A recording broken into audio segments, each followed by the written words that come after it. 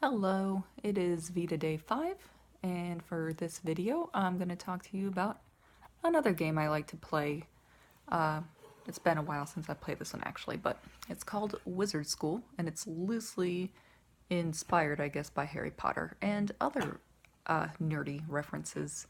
This is the cover of the box, and the premise is that it's a cooperative game like the last game I mentioned, and the idea is that you're trying to work your way through 4 years of wizard school, and if all the players kind of make it through, then all of you win the game, but if one of you fails something, then you all lose. So I'm going to show you some of the parts. So it's got the rule book here. I actually got this on Kickstarter, so there's like some parts that are a little unclear, but whatever. I think the new one should be more updated. Then you got to kind of set things up. So to figure out how you're going to make your way through the 4 years, you've got to choose from a set of graduation cards. And here's some examples.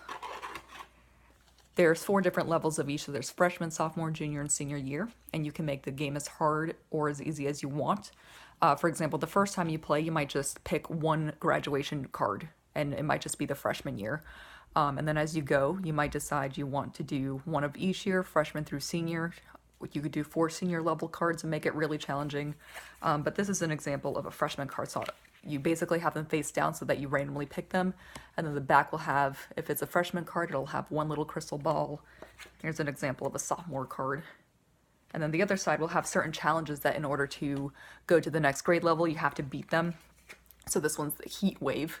And then the graduation milestones, we have 1, defeat 2 monsters, and then you draw 2 cards if you do that. The next one is to pass 1 test, and these are different types of cards. And the third one says you have to defeat this magical target, which basically means at some point in the game, you and maybe one other person will have to beat these 3 magic elements. And then sometimes there'll be a special rule. So this special rule says ignore one of that particular magic element in the magical target when attacking a monster, so that can actually help you out. And then this is an example like the sophomore one, so you see how there's different graduation milestones, and some might be a little more challenging because it's sophomore year. And then I also kind of like how they're a little funny, like this is literally a slippery slope. All right, so those are examples of some of those.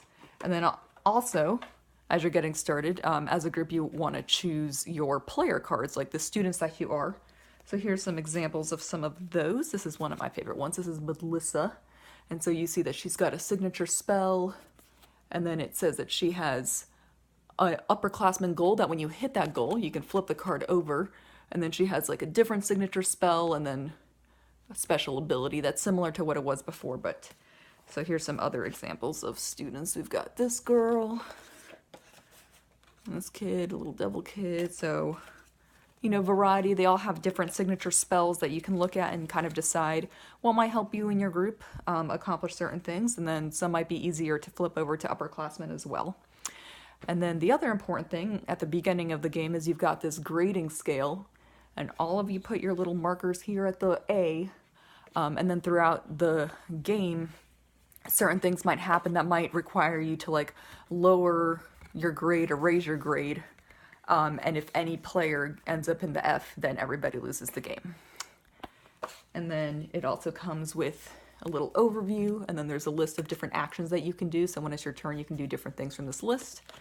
And then on the back, it kind of has what the different spells or different types of magic are worth.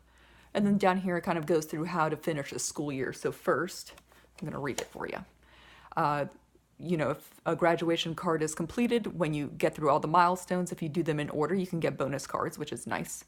Your turn immediately ends, and then you have to make sure that you don't have any test cards out, because if you do, then that lowers your grade. And then after you do that, all wizards improve their grade by 1 letter grade. Then you flip over the next graduation card, but if you don't have any more, then you all win the game. Pretty simple, but sometimes it can get pretty challenging, especially as you go through the different years. There's different cards as well, so while you're playing the game, there's one deck of cards that's the school deck, and then one deck of cards that's the magic deck. So the magic deck is what you draw from to like build your hand, and then the school deck is what you flip over to either release different monsters or different things like that. So some examples of things from the school deck that you might flip over. You might just flip over an action card like Ace Your Final and see it's a reference to that. Or Spelling Bee or something like that. And that doesn't take a turn, it's just something happens, cool. And then you draw another card. But then the back of the school deck will also have these different things like an F or a red monster. And so basically at the end of your turn, whatever little color symbol is left on the deck, that's going to affect you in some way. So you might have to lower your grade, or you might have all the monsters attack you or something like that. And then here's some examples of a test. If you draw one of these cards, then it has to like sit next to you, and you don't have to deal with it right away, but at some point you have to attack it with magic, like in the little corner, because if it's there when you beat the graduation card, then you lower your grade for each test that you have. And here's some examples of some of the monsters that you might have to beat. We got a horse with human hands. We've got That Kid You Can't Remember, Doctor Who reference. And then we've got the sparkly vampire. So those are some examples of monsters you might have to beat, and then the magic symbols on the side tell you what magic you gotta use to beat them. And sometimes that can end up making you die. And then some examples of some of the magic cards you might get. You can get magical items like a scarf of some sort, or this sonic hammer. And then you can get spell cards as well, like the highest of 5s, which you see is worth 2 of this type of magic, or abracadabra, which is worth 1 of these, or taking your shot. So you can use those cards to help you defeat monsters or tests or things like that. You can also have like one friend help you out, but you can't have like 3 people all attack one thing at once. And then there's also magical friends that you can use as well. And these are some of my favorites. Here's the giant eagle, which says, "They always will be there to save the day, usually long after it would have been helpful." And robot dog. And the voice of Morgan Freeman. So those are some examples of that. This video is a little longer than I meant it to be. That's okay. I just think it's a fun game to play with a group of people, and I really like all the nerdy references on the cards, and the artwork is pretty cool. But I think it's a game not a lot of people have heard of. It was created by Hank Green and a friend of his, and I like to watch him on YouTube, so that's how I heard about it. So if you've never heard of it and want to check more out about it, I can put a link to it in the description. So that's all for now, and I'll be back tomorrow. Have a good night. Bye.